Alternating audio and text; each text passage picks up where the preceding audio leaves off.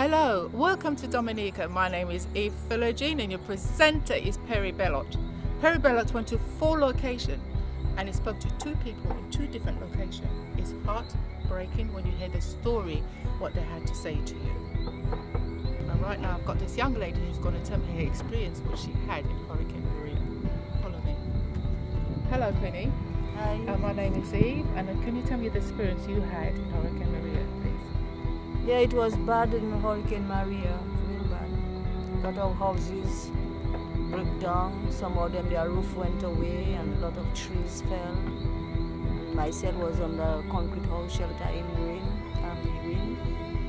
And next morning I went to my mom and my mom told me she was in cupboard hiding from the hurricane.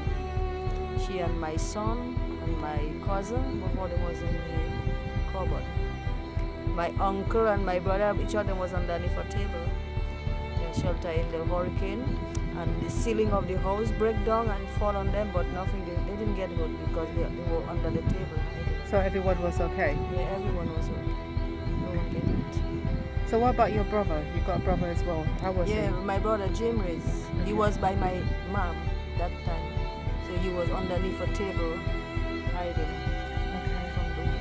But the house, nothing didn't happen to the house though, just the roof, just the ceiling of the roof that broke down. But it wasn't that, maybe they would be more dangerous, I don't know. So how do you feel after Hurricane Maria? Oh, I feel very break. I feel unhappy. I feel like I was not on myself. For how much days, never feel hungry. And after I started enjoying something better. So what about your mom? How did she feel? Well, my mom, she tell me she don't feel no way, but I can see that she's not feeling good because it looked like it mashed her up. Okay. Yeah, it mashed her up. But she's okay by now, much more than she was before, because I used to have to stay there and spend some time with her at night, sleep with her at night, because before she hear a little wind blow, she have a little fright. But she told me she doesn't feel pain anything, but I can see she have a fright. So before the wind blows, she feel it, and I have to keep her company sometimes in the night. Okay, anyway, God bless. Yes, thank you. And take it easy. Yeah, I will. Okay, bye. Yeah, Thank you. bye.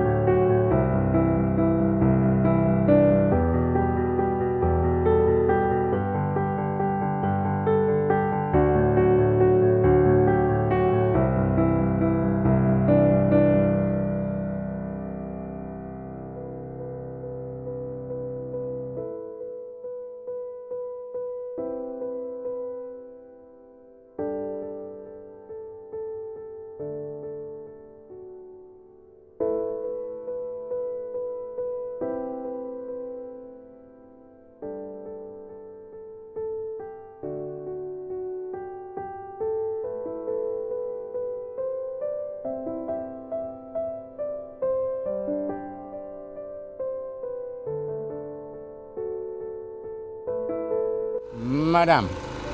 A pleasure meeting you. You're from Colihaut, right? Yes, I'm What's from the Colihaut. name? My name is Delina Anton. And you? They call me Delo. They call you Dello. Yes. And you're from Colihaut, Yes. clearly, and I see you all have experienced Yeah. pretty bad times through Hurricane Maria. Maria. What would you say were your worst experiences? Well, I think that one is my worst experience. Mm-hmm. It was very terrible. Yeah. I Yeah. gather that where we're standing is in front of a shop Yes. that you have. I haven't been able to.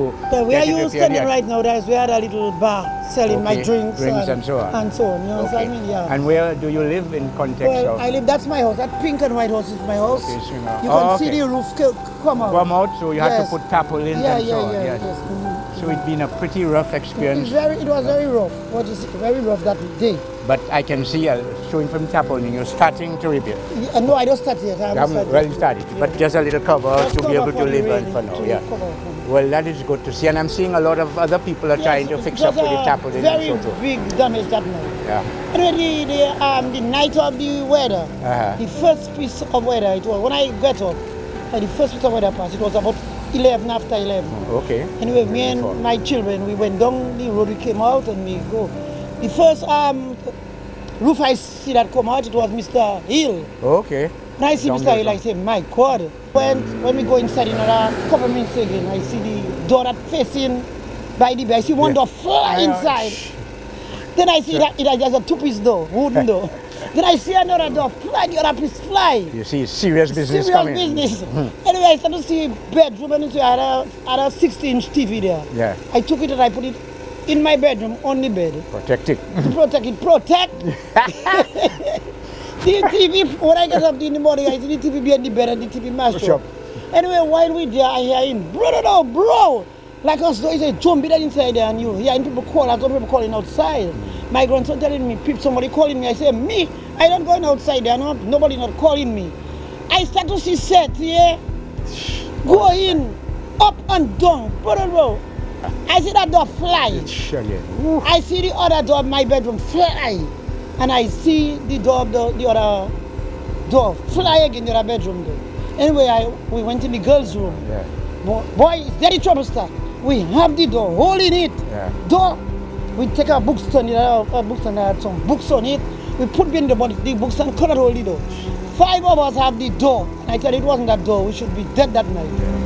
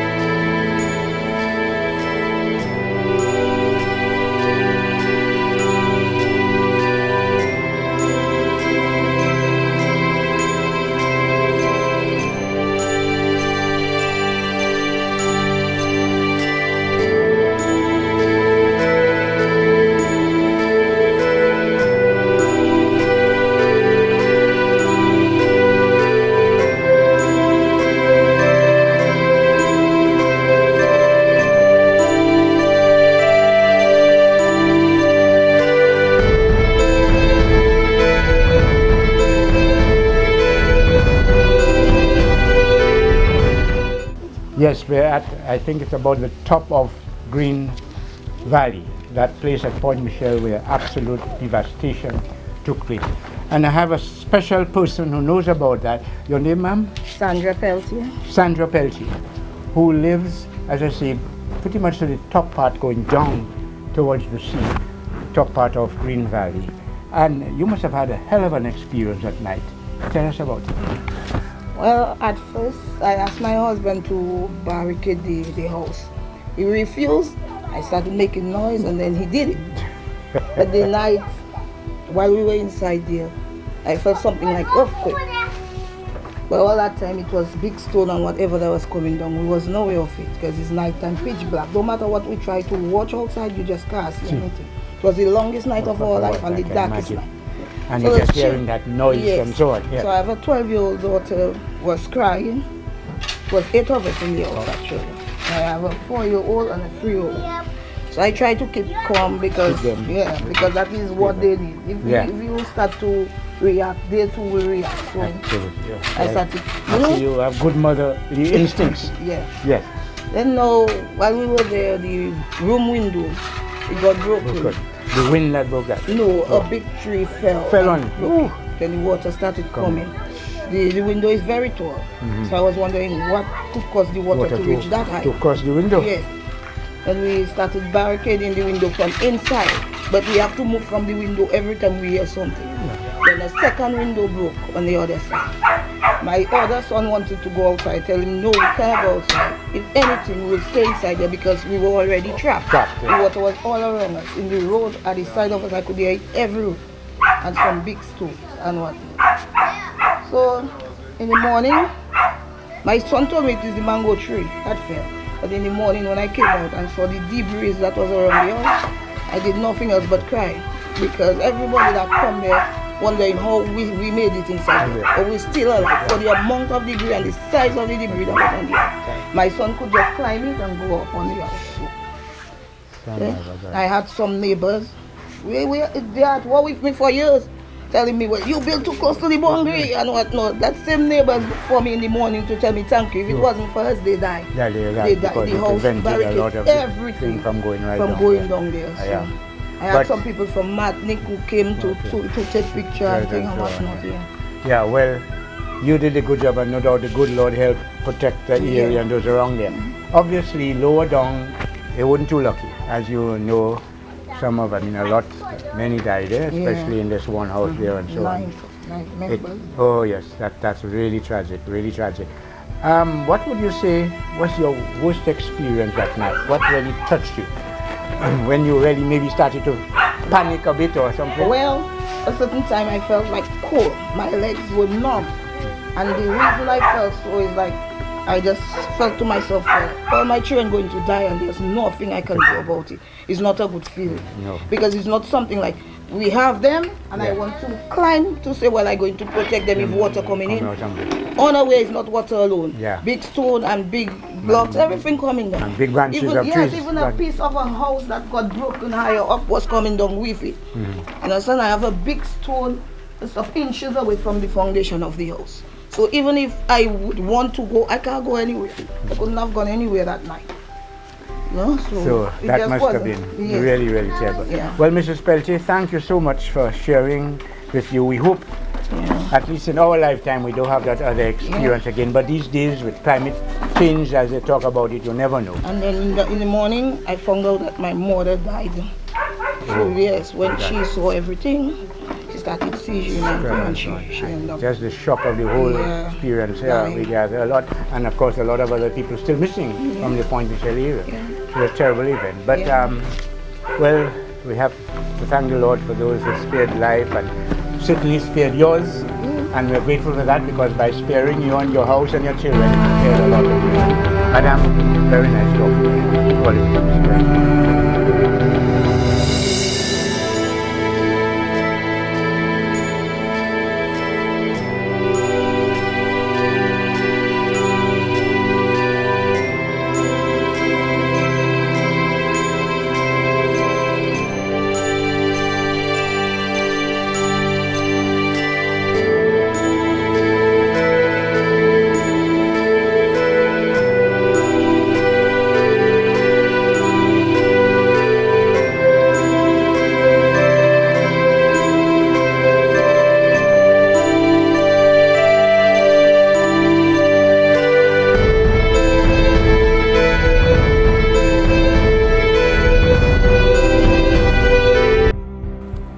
interesting that one official suggests that from the Prime Minister and another foreign agencies repeating that we have to start building even more resiliently, taking into account the climate change that has made weather conditions so much more disastrous.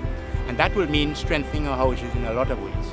We know the Dominica government is already considering options that can, and maybe getting financiers who will help build model houses, so that can be the pattern.